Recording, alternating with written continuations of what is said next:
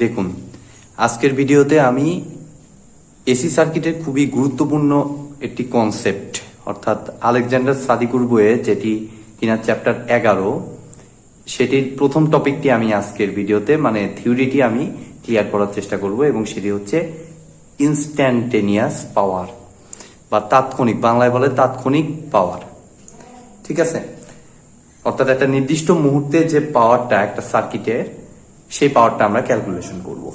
তো ভিডিওটি শুরু করার আগে আমি বলবো যারা আমার চ্যানেলে একদম নতুন তাদের জন্য আমার এসি সার্কিটে সম্পূর্ণ একটি ভিডিও সিরিজ আমার দেয়া আছে আমার প্লেলিস্টে, এর আগের ভিডিওগুলো আর কি। আমার প্লেলিস্টে গেলেই আপনারা পাবেন এসি সার্কিট বাংলা টিউটোরিয়াল নামে একটি প্লেলিস্ট আছে, সেখান থেকে আপনারা আগের ভিডিওগুলো কাইন্ডলি দেখে আসুন, তাহলে আপনাদের বুঝতে সুবিধা হবে।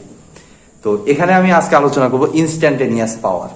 তো আমি প্রথমে যে কাজটা করব সেটা হলো যে আমি একটি নরমাল সার্কিট চিন্তা করব, জাস্ট একটি নরমাল সার্কিট, সেটার যে ভোল্টেজটা মনে করলাম আমরা সোর্স থেকেই চিন্তা করতেছি। এটা হতে পারে সোর্স, এই ইনস্ট্যান্টেনিয়াস পাওয়ারটা হতে পারে সোর্স, হতে পারে লোড, হতে পারে যে কোনো একটা রোধের অ্যাক্রসে পাওয়ার, যে কোনো জায়গারই হতে পারে। তো আমি মনে করলাম এটা সোর্সের অ্যাক্রসে হিসাব করতেছি, মনে করুন এই সোর্সটা ভি, আর এই সার্কিট থেকে এদিকে কারেন্ট গেছে, এদিক দিয়ে যে কারেন্টটা গেছে সেই কারেন্টটা আমরা মনে করলাম আই।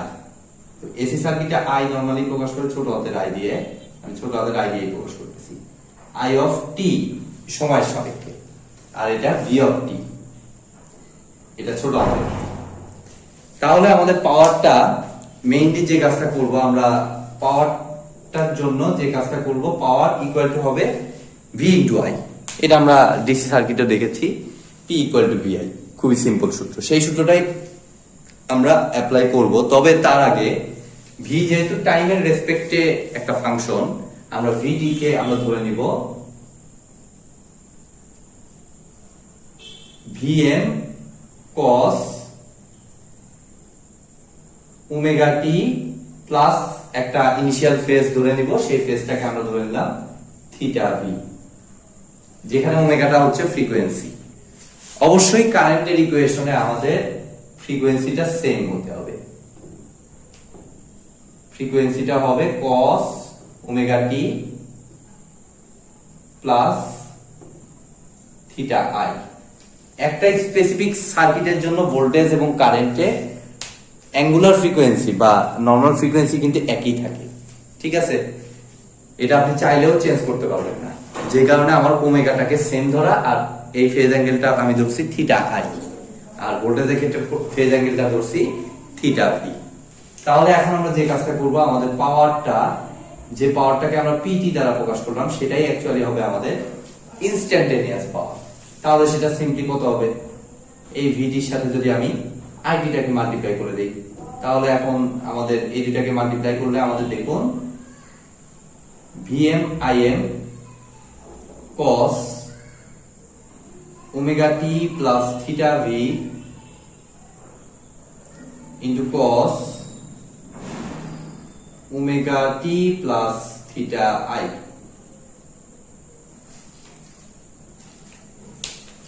এখন আমরা যে কাজটা করব, আমরা এইচএসসি তে ত্রিকোণমিতির যে ফর্মুলা অ্যাপ্লাই করেছি সেই ফর্মুলাটা এখানে অ্যাপ্লাই করব। অর্থাৎ এই পুরাটুকুকে যদি এ ধরি আর এই পুরাটুকুকে যদি বি ধরি, অবশ্যই আমরা দেখতে পাচ্ছি দুইটা আলাদা আলাদা ফাংশন, একটা omega T plus theta V আর একটা omega T plus theta I. অর্থাৎ একটাকে আমি এ ধরলাম, এই সম্পূর্ণটাকে এ ধরলাম, এই সম্পূর্ণটাকে বি ধরলাম।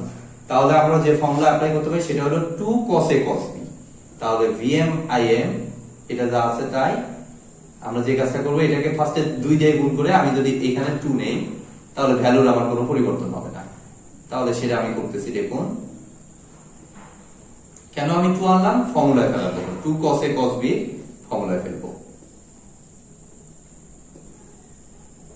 তো যদিও আপনারা এই ফর্মুলাটা জানেন, তবুও আমি এখানে একটু লিখে দিচ্ছি, 2 এই পুরোটুকু a, এই পুরোটুকু a ধরলাম, এই সম্পূর্ণটা omega T plus theta B, এই সম্পূর্ণটা a আর এটা b। তো 2 cos a cos b এর ফর্মুলাটা হচ্ছে আমাদের, এই সাইডে দেখুন আমি লিখে দিচ্ছি সুবিধার্থে আপনাদের, cos a minus b plus cos a plus b, এটা হচ্ছে আমার 2 cos a cos b এর ফর্মুলা। তো আমরা এই ফর্মুলা অনুযায়ী দেখুন এখানে ভ্যালুটা বসাবো। এটা আমি এক সাইডে আমি বক্স করে রাখতেছি। তাহলে vm im ডিভাইডেড বাই 2, তাহলে cos a minus b, a বলতে এই পুরাটা, b বলতে এই পুরাটা। তাহলে a থেকে b যদি মাইনাস করি তাহলে দেখুন ওমেগা টি কাটা চলে যাচ্ছে, আর এখানে থাকতেছে theta v minus theta i। আমি এটাই লিখতেছি theta v minus theta i plus vm im divided by 2 cos, এবার হবে এই দুইটা যোগ। তো যোগ করলে আমাদের omega T plus theta V plus omega T plus theta I, যোগ করে দিলে আমাদের ওমেগা টি আর ওমেগা টি যোগ করলে 2 omega T plus theta V plus theta I. এই পুরোটুকু হচ্ছে আমাদের ইনস্ট্যান্টেনিয়াস পাওয়ারের ফর্মুলা। আমি এটা মুছে দিয়ে আমি সুন্দর করে একটা বক্স করে নিই। ইনস্ট্যান্টেনিয়াস পাওয়ার পিটি, যে টপিকটা আজকে আলোচনা করলাম সেটার যে ফাইনাল ফর্মুলাটা সেটা হবে আমাদের এটা। তবে এই ফর্মুলা মনে রাখাটা বেশ কষ্টসাধ্য একটি কাজ। তো এই জন্য আমি পুরো থিওরিটা আলোচনা করলাম। সরাসরি আমি ফর্মুলা লিখে দিয়ে ম্যাথ করাইলেও হইতো, বাট সেটা আমি করলাম না একটাই কারণে, কারণ এই ফর্মুলা আমাদের মনে থাকবে না। সেই জন্য আমরা যে কাজটা করবো, আমরা জাস্ট প্রসিডিউরটা মাথায় রাখবো। ম্যাথ যখন আসবে তখন আমরা জাস্ট এই প্রসিডিউরে ম্যাথ করে দিলেই, ধরুন ভিএমটা হচ্ছে ভোল্টেজের ম্যাক্সিমাম ভ্যালু, অর্থাৎ অ্যামপ্লিটিউড যেটা, ধরুন এটা মনে করুন 5 বা 2 যে কোনো কিছুই থাকতে পারে, এইভাবে ভ্যালু দেয়া থাকবে। আপনারা জাস্ট এইভাবে ক্যালকুলেশন করে এখানে যে রেজাল্টটা পাইলেন এই পুরোটুকু হবে আপনাদের ইনস্ট্যান্টেনিয়াস পাওয়ার। এবং এটা দুটো পার্ট, একটা হলো এইটা আর একটা হলো এইটা। একটা পার্ট দেখুন টাইমের উপর নির্ভরশীল, এই পার্টটা আমাদের টাইম এবং ফ্রিকোয়েন্সির উপর নির্ভরশীল, এই পার্টটা এখান থেকে এইটুকু।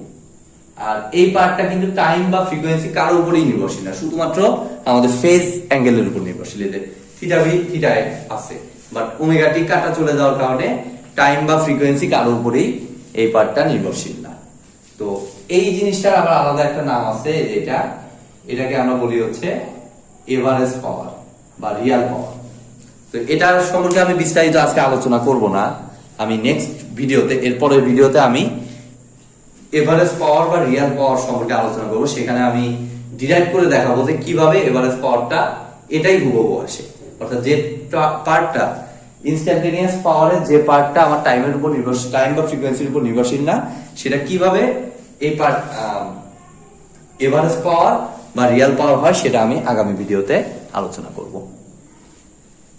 তো আজকের মতো ভিডিওটি এ পর্যন্তই। ভিডিওটি যদি ভালো লেগে থাকে অবশ্যই ভিডিওতে একটি লাইক দিবেন, বন্ধুদের সাথে বেশি বেশি শেয়ার করবেন, আর চ্যানেলে নতুন হয়ে থাকলে অবশ্যই চ্যানেলটি সাবস্ক্রাইব করবেন। ধন্যবাদ।